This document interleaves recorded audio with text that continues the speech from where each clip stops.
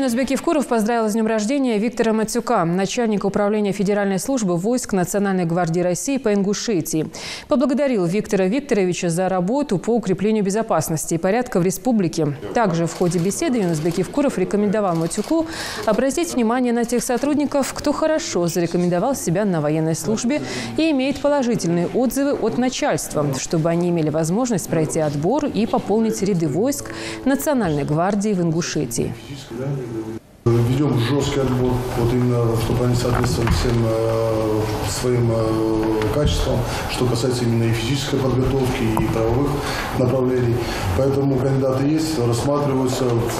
Будем выбирать самых лучших из лучших, чтобы эти подразделения у нас были на самом деле на высшем уровне. Мы постараемся поднять управление Росгвардии и не только управление, а все подразделения на самый высший уровень. Физически не готовы. Конечно, понятно.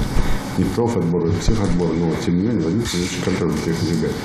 Потому что много ребят, которых я вижу, иногда ко мне обращаются, они уж там по своему по внешнему виду соответствуют, а дальше глубже уже смотреть, это тоже как мандатная комиссия или приемная комиссия посмотрит. Поэтому посмотрите, пожалуйста. Я понял. Изучите, дайте вот этим ребятам шанс. Это раз.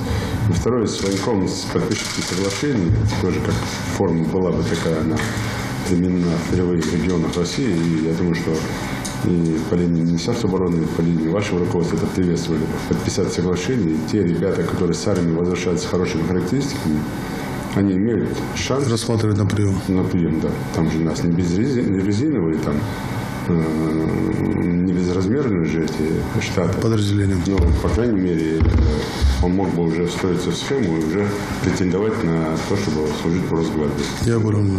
И плюс третья форма – это переговорить со своими коллегами в регионах за пределами Северо-Кавказского федерального округа, потому что там есть нехватка, там тоже есть нехватка по штату. То там уже рекомендации наших ребят, чтобы они могли бы там служить уже не только здесь, в республике, но и в других регионах России.